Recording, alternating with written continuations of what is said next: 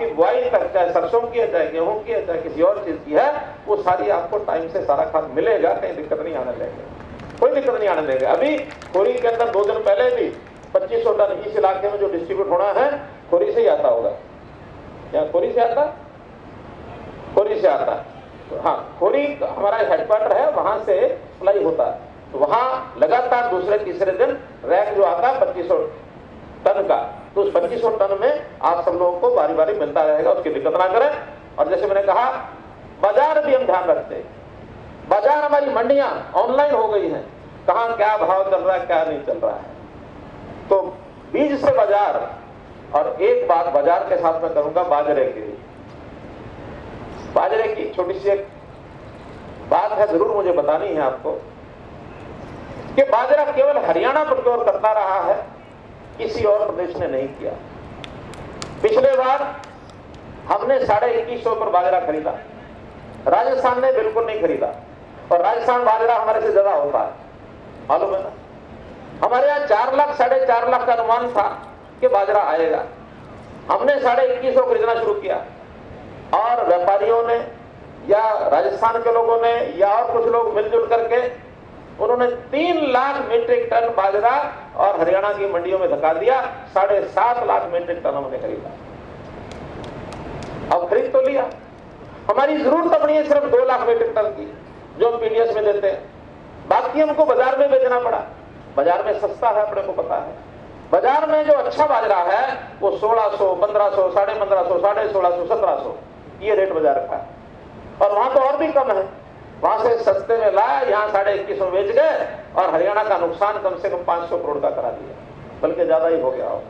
अब ये किसान, ये नुकसान हुआ है, ये हरियाणा के किसान का हुआ है, ये और किसी का नहीं हुआ। फायदा उठाने वाले राजस्थान उठा ले गए। इस बार एक बात तो वो थी पिछले वाली, नहीं जुड़ गई कि बरसात में बाजरा खराब हुआ। अब खराब हुआ, अगर सरकार खरीदती मानो 2250 में, तो वही खरीदती जो अच्छा बाजरा था, जो आज हमारा 1500, 1600, 1700 में बिक रहा है, सरकार वही 2200 में खरीदती। जो आज 1100, 1200 रुपया है, ये सरकार खरीदती क्या? क्यों ये खरीदती क्या? ये नहीं खरीदती, क्योंकि वो पैरामीटर पर, क्योंकि सरकार की खरीद का सिस्टम है। तो आज 1200, 1300 वालों को नहीं खरीदती, वो उसी भाव बिकता। हमने जो 1500, 1600, 1700 का है, उनको भी 600 दिया, ताकि उनको 2021, 2200, 2300 का रेट पड़ जाए। अब 100-200 ऊपर नीचे तो बाजार भाव के हिसाब से सहन करना ही पड़ेगा।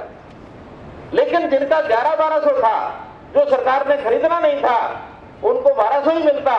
आज सरकार की इस नई योजना से 600 रुपए से उन 1200 वालों को, 1100 वालों को भी 600 मिल गया, ताकि उनको भी 1700-1800 मिल जाए।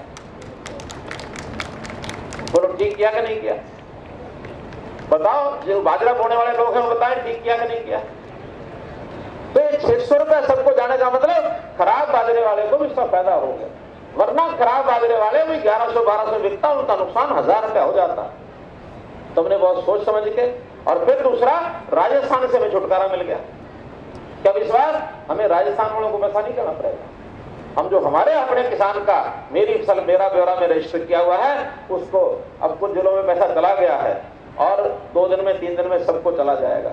4 जिले चले गए, 5 जिले और 9 जिलों में बाजरा, 5 जिलों में कल परसों में वो पैसा सबको पहुंच जाएगा। हर एक को 600 रुपए क्विंटल के हिसाब से पैसा पहुंचेगा। इसलिए मुझे ये बात साफ कहीं देनी थी।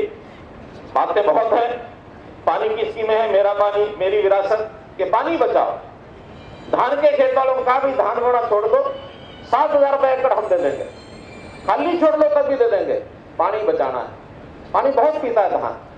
पानी बचा के हम कम से कम उन इलाकों में, चाहे वो सोना विधानसभा क्षेत्र है, नूह का जिला है, चाहे हमारा महेंद्रगढ़ जिला है, रेवाड़ी जिला है, दक्षिण हरियाणा में हम पानी ज्यादा दे सके।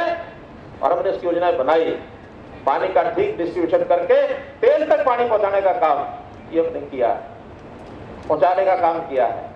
ये भी ठीक है, कहीं सूखा है तो कहीं पानी के कारण से समस्या भी है। सेमग्रस्त इलाके, आपके इस गांव, इस इलाके में भी 10-12 गांव ऐसे जो सेम आ गई है, ये भी उसी में। तो इसका भी प्रबंध करेंगे।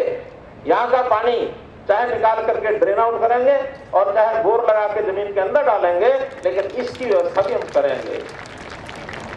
हर एक विधानसभा की हम योजना बना रहे हैं। वैसे तो लगभग 1 लाख एकड़ जमीन ऐसी है जो सेम ग्रस्त है।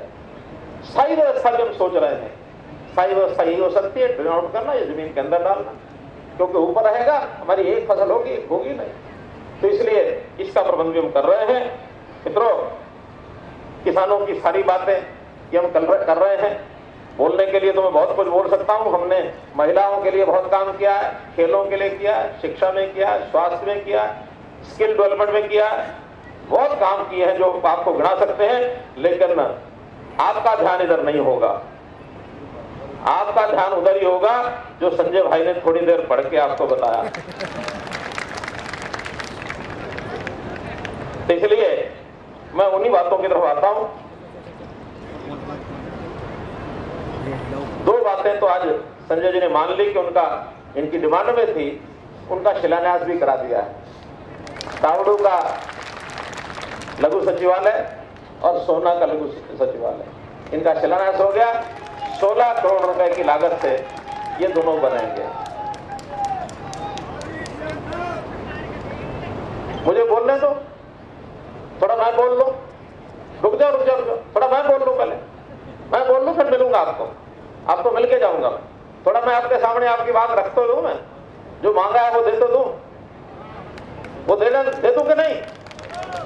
हाँ, वो उनकी हाँ करानी ना मैंने, वो कहते हाँ दे दो। तो इसलिए मित्रों, सोना में हमारा हॉस्पिटल अभी कितने बेड का है? 50 का है ना? 35 का बता रहे हैं, 50 का बता रहे हैं। चलो 35 हो 50 हो, आज से 100 बेड का मंजूर कर दिया। उसकी जरूरत है ना, बहुत जरूरत है, 100 बेड का बने। इसी प्रकार दमदमा के मैं इलाके में गया हूं, दमदमा झील मैंने देखी है, लेकिन इस दमदमा झील का टूरिज्म डिपार्टमेंट को आज हमने कहा है कि उसकी एक विस्तृत योजना बनाओ, क्योंकि ये ऐसा क्षेत्र है जहां टूरिस्ट भी आ सकता है या पक्षी भी बहुत आते हैं दूर दूर से। उसकी विकास ढंग से होना चाहिए, पक्षियों को तकलीफ भी ना हो, टूरिज्म का क्षेत्र भी बने। तो एक तो उनको इसकी विकास की योजना बनाने के लिए कहा है। वहां पर एक पीएचसी की डिमांड है दमदमा में, 2.25 एकड़ की जमीन की जरूरत है जमीन के नहीं? अगर वहां जमीन है तो उसका 3.5 करोड़ रुपए लागत आएगी, पीएचसी मंजूर कर दी। ऐसे ही दमदमा का स्कूल है, उसका नाम शहीद राज सिंह खटाड़ा नाम रखने की बात आई है, उसको भी हमने मंजूर किया। सोना शहर, बहुत सी मांगे हैं सोना शहर की। बड़ी मांग एक है, 41 कॉलोनियां वहां हैं, उनका सर्वे कराएंगे और सर्वे में जो भी फिजिबल होंगी उन सबको रेगुलर करेंगे, ताकि अनफराइज वाला जो चक्कर है उनके ऊपर ये तलवार न लटकी रहे।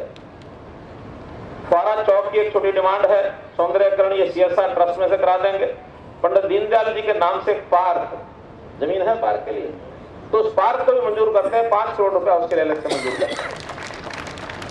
वहां कूड़े की निजात की समस्या है, लेकिन जिस जमीन पर कूड़ा डाला जा रहा है वहां पीएलपी एक्ट लगा हुआ है। हम सुप्रीम कोर्ट में केस गया हुआ है, बहुत जल्दी पीएलपी एक्ट का समाधान मुझे लगता है महीना 2 महीने में हो जाएगा और तुरंत उसका जो कूड़ा निस्तारण की जगह है वो सुरक्षित कर देंगे ताकि लोगों को इससे निजात मिले। पीडब्ल्यूडी की बहुत सी सड़कें बताई गई हैं, उसमें कुछ सड़कें तो फिजिबल हैं, कुछ अभी नॉन फिजिबल है, किसी का जमीन का झगड़ा है, किसी में एक्वायर करना पड़ेगा। तो लेकिन अभी डिपार्टमेंट ने 7 सड़कें उनका चौड़ीकरण करने का और उनका सुदृढ़ीकरण करना और नई सड़कें 2 उसमें, तो इसके लिए 33.5 करोड़ रुपया ये मंजूर किया जाता है। स्कूलों की बात भी कही, भंगो का स्कूल प्राइमरी से मिडल, पढ़ेणी का 8वीं से 12वीं, चीला का 8वीं से 12वीं, जखोपुर का 5वीं से 8वीं। तो ऐसे ये 4 स्कूल ये अपग्रेड तुरंत प्रभाव से अगले इस वर्ष में इसकी योजना यानी एडमिशन हो जाएगा। मार्केटिंग बोर्ड की सड़कें हैं, 9 सड़कें मंजूर हुई हैं, 11 किलोमीटर लंबी हैं, लगभग 5 करोड़ रुपए खर्च आएगा, ये भी मंजूर किया जाता है। अलग अलग सड़कें तो जो बताई हैं उसमें से आप देख रहे ना फिजिबल कौन सी हैं, क्योंकि कुछ चीजें ऐसी हैं जो डिपार्टमेंट फिजिबल नहीं करता है, कोई जमीन का झगड़ा कहीं और, वो सब कुछ तय करके करते हैं जो बढ़ने लायक है। ऐसी में कभी भी कोई घोषणा नहीं करता कि घोषणा करने के बाद फिर 1-2 साल इंतजार करते रहो आप कि कह के गए थे श्रृंखला में बढ़ी नहीं। कहूंगा वही जो काम होने वाला है और उसमें कोई कठिनाई अड़चन होगी आपसे बता देंगे कि इस अड़चन को दूर कर दो, उसके बाद हम करा देंगे। मेन मुख्य बात होती जमीनों की। तो जमीन अगर गांव में हमें मिल जाए, पंचायत की जमीन, या कोई से भी मिले, कोई दानी सज्जन दे सके, तो ऐसे सारे कार्यक्रम करने में हमें दिक्कत नहीं आती कोई भी।